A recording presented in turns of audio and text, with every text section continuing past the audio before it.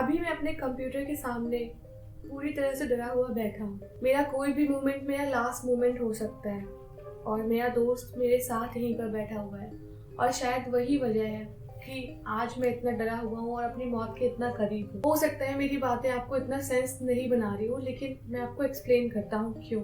ये सब आज सुबह शुरू हुआ जब मेरा दोस्त मेरे पास भागते हुए आया और उसने मेरा दरवाज़ा जोर से खटखटाया। वो बहुत ज़्यादा डरा हुआ था और वो जैसे ही मेरे घर के अंदर घुसा और अपनी डरी हुई आवाज़ में मुझे एक स्टोरी सुनाने लगा। तो कहानी कुछ ऐसी है। वो यहाँ पर अपनी आंट के साथ रहता था क्योंकि उसके जो पेरेंट्स हैं वो मैक्सिको में काम करते थे। वो एक हॉस्पिटल में मिशन वर्क पर थे। वो जब अपनी नाइट शिफ्ट कर रहे थे उस टाइम उनके सामने एक बहुत ही गंदा ऐसे ही लंबे लंबे बाल और बहुत ही डरावना और धूल में सना हुआ टाइप का आदमी सामने आया और वो पता नहीं कैसे अजीब स्पेनिश लैंग्वेज में बात कर रहा था और बहुत ही ज़्यादा डरा हुआ था। वो हॉस्पिटल वालों ने उसे बैठने के लिए एक चेयर दी और जैसे ही वो थोड़ा शांत हुआ उससे पूछा कि हुआ क्या है, तो उसने ये स्टोरी उन लोगों को अपनी टूटी फूटी इंग्लिश में सुनाई और उसने बोला कि उसकी बहन का भी कत्ल उसी ने किया है। तो फिर लोगों ने पूछा उसने किसने किया है। उसने कहा 100% मेरी बहन को ला मुएर्तो ब्लैंको ने मारा है और वो ये कहता रहा कि अगला नंबर उसका है। हम सभी कंफ्यूज थे कि वो क्या कह रहा है और ये ला मुएर्तो ब्लैंको क्या है और उसका डर उसके चेहरे से साफ दिख रहा था। तो उसने कहा ला मुएर्ता ब्लैंको व्हाइट डेथ है। वो एक ऐसी लड़की की सोल है जो अपनी जिंदगी से बिल्कुल भी खुश नहीं थी। उसे अपनी लाइफ में कभी प्यार नहीं मिला और वो हमेशा अकेली रही और बहुत ज़्यादा अकेलापन होने की वजह से उसने अपनी लाइफ ख़त्म करने को सोचा और उसने एक दिन सुसाइड कर लिया। उसने कहा कि वो आज भी अकेली है और आज भी उतनी ही ज़्यादा प्यार के लिए परेशान है जितनी वो तब हुआ करती थी जब वो जिंदा थी। और वो अपनी लाइफ से इस हद तक नफरत करती थी कि वो चाहती है कि जो भी उसे जानता है या फिर जो भी उसके बारे में थोड़ी सी भी चीज़ जानता है ना, वो सब कुछ खत्म कर दे। उसका कोई भी ट्रेस ना रहे इस दुनिया में कि वो कभी थी यहाँ पे, कोई न जाने उसके बारे में। और वो अपनी एक एक मेमोरी मिटा देना चाहती है।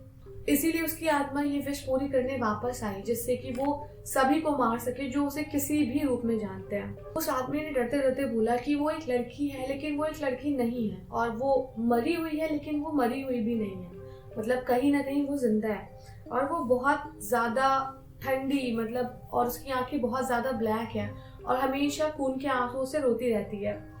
और वो अपने विक्टिम्स का पीछा ऐसे करती है जैसे कोई जंगली जानवर अपने शिकार का निशाना लगाता हो। जो भी उसे जानता है वो उसे हमेशा फॉलो करती है और ये मैटर नहीं करता कि आप कहाँ जानते हो, कैसे जानते हो या कितनी भी दूर हो। नहीं, वो हमेशा फॉलो करती है उस इंसान को और कहीं भी पहुंच सकती है। और जो भी वो विक्टिम होता है उसका, वो हमेशा अपने दरवाजे पे बहुत तेज तेज से नॉकिंग सुनता है। तो जैसे कि वो दरवाजों पे नॉक करती है, वो एक नॉक करती है अपने विक्टिम के स्किन के लिए जिससे वो अपनी बॉडी के पैचेस ठीक करेगी।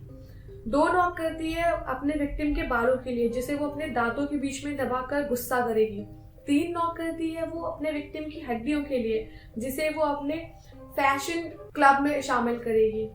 4 नॉक करती है वो अपने विक्टिम के हर्ट के लिए जिसे वो उसके सीने से निकाल कर बाहर फेंक देगी।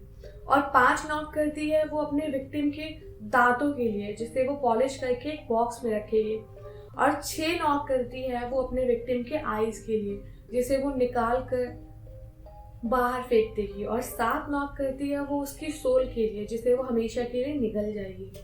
अब ये फर्क नहीं पड़ता कि कहाँ पे उसका विक्टिम जा रहा है, वो हमेशा अपने विक्टिम को ढूंढ लेगी और उसके बाद में उस विक्टिम को उसके दरवाजे पर बहुत तेज तेज से नॉकिंग सुनाई देगी। हो सकता है विक्टिम उससे दूर भागना चाहे लेकिन बहुत ज्यादा तेज है। वो हमेशा अपने विक्टिम्स को कैच कर लेती है एट एनी कॉस्ट। वो डरा हुआ आदमी ये सब बोलते हुए सांस लेके फिर से बोलता है कि उसने ही मारा है उसकी बहन को और कोई था ही नहीं, उसने मारा है।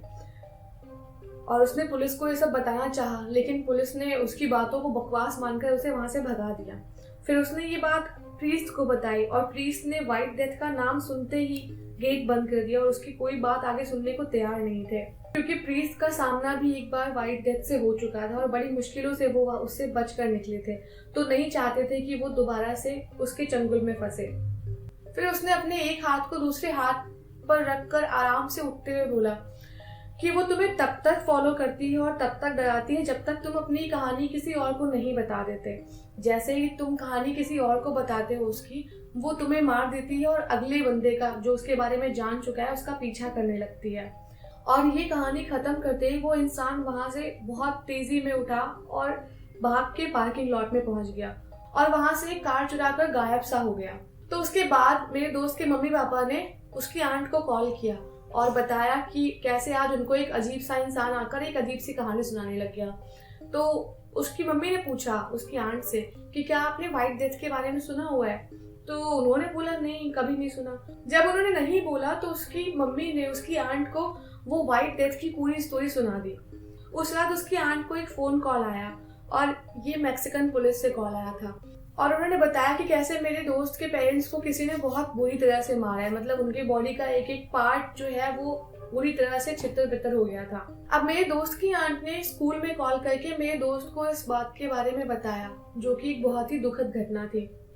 अब जैसे ही वो रोने लगा और वो पूछने लगा कि ऐसा कैसे हो सकता है, तो वो आंट बोली उसकी कि उन्हें खुद नहीं समझ में आ रहा है। और उन्होंने ये सब बता के वो आदमी ने जो स्टोरी उसकी मम्मी को सुनाई थी और उसकी मम्मी ने इसकी आंट को सुनाई थी, वो कहानी मेरे दोस्त को वापस से सुना दी। और फिर उन्होंने बताया कि उसी आदमी ने इतनी वियर्ड स्टोरी इसके माँ बाप को सुनाई थी। अच्छा, मेरे दोस्त को ये बात पूरी तरह से समझ में नहीं आई थी और प्रैक्टिकल भी नहीं लग रही थी कि मतलब क्या था, उसे बिल्कुल भी समझ नहीं आया। और वैसे ही पहले से वो इतना दुखी था। अब जब फोन वोन रखा और उसका छुट्टी का टाइम हुआ, वो अपने घर वापस आ रहा था, मतलब अपनी आंट के यहाँ वापस आ रहा था और सब कुछ बहुत ही बुरा हो रहा था। उसने देखा कि उसकी आंट का जो घर था उसका गेट खुला हुआ था। तो वो जैसे ही भाग के अंदर गया, उसने देखा कि किचन से बाहर पूरा खून ही खून बह रहा था। अब वो बहुत तेज डर गया कि मतलब ये हुआ क्या। और उसने देखा कि उसके सामने उसकी आंट की बॉडी पड़ी हुई है, जो कि वैसे ही टुकड़ों टुकड़ों में थी, जो उसकी आंट ने उसको बताया था कि जैसे उसके पेरेंट्स मरे उस तरह से। वो बहुत ज़्यादा डर गया। अब वो वहां से उतनी तेजी से भागा और उसने पीछे मुड़कर बिल्कुल भी नहीं देखा और वो तब तक नहीं रुका जब तक वो मेरे घर नहीं पहुंच गया। और जैसे ही वो मेरे सामने आया, उसने मुझे ये स्टोरी सुनाई। मैं इस पर बिल्कुल भी विश्वास नहीं कर पा रहा था। और उसके बीच में ये भी बात थी कि उसके पेरेंट्स, उसकी आंट, सबकी डेथ हो चुकी थी, जो खुद में डाइजेस्ट करना बहुत बड़ी बात थी। इतनी बड़ी ट्रेजेडी कैसे हो गई इतने कम टाइम में। लेकिन मेरा दोस्त और मैं जब तक ये बातें पूरी तरह समझ पाते, तब तक हमने बहुत तेज नॉक सुना अपने गेट पर। मतलब कोई हमारे गेट को बहुत ही तेज नॉक कर रहा था, जैसे भड़ भड़ भड़ करके आवाज आती है ना, कोई बहुत गुस्से में नॉक जब करता है, वैसी आवाज आ रही थी। और हम दोनों बस अपने गेट की तरफ घूरे जा रहे थे, लेकिन हम दोनों में से किसी की भी हिम्मत नहीं हो रही थी कि हम लोग उठकर वो गेट खोलकर देखें, क्योंकि हमने अभी अभी वो स्टोरी सुनी थी। अब धीरे धीरे नॉकिंग बढ़ती जा रही थी, मतलब खटखटाने की आवाज तेज होती जा रही थी, और तेज और तेज। अब मुझे लग रहा था कि जिसकी कहानी मेरे दोस्त ने मुझे सुनाई थी, वो शायद हमें डराना चाहती थी और वो ये भी चाहती थी कि हम एक दूसरे को ब्लेम करें। और हाँ, अब मुझे अपने दोस्त पे ब्लेम करने का पूरा मन कर रहा था, क्योंकि उसने ही मुझे ये कहानी सुनाकर मुझे इस मुसीबत में डाला है। क्योंकि मैं तो बहुत ही अच्छे से था अपने घर पे, मुझे तो इसके बारे में कुछ भी नहीं पता था, लेकिन मेरा दोस्त आया, उसने मुझे ये सब कहानी सुनाई। अब मैं भी उसके बारे में जानता हूँ, तो शायद वो मुझे भी नहीं छोड़ना चाहती। काश वो व्हाइट डेथ उसे रास्ते में ही मार देती, वो मेरे तक पहुंच ही नहीं पाता, तो मुझ तक ये बात भी नहीं पहुंचती। लेकिन मुझे ऐसा लग रहा था जैसे व्हाइट डेथ खुद चाहती थी कि वो ये बात मुझ तक पहुंचाए, और जैसे ही वो मुझे बताए वो मेरे दोस्त को मार दे। अब हम दोनों बहुत शांति से बैठे बस अपनी मौत का इंतजार कर रहे थे। मैं इस बात से बहुत दुखी हूँ कि मैं अपने इस दोस्त को मिला, और जो कि मेरी मौत का कारण बनेगा। और मैं अब आपसे भी माफ़ी मांगना चाहता हूँ। मैं माफ़ी इसलिए मांगना चाहता हूँ क्योंकि अब मैंने आपको भी ये स्टोरी सुनाई है, और अब आप भी उसके बारे में जानते हो, आप भी व्हाइट डेथ की पूरी स्टोरी जानते हो, और अब आपको भी पता है कि वो अपने विक्टिम्स को कहीं से भी ढूंढ लेती है।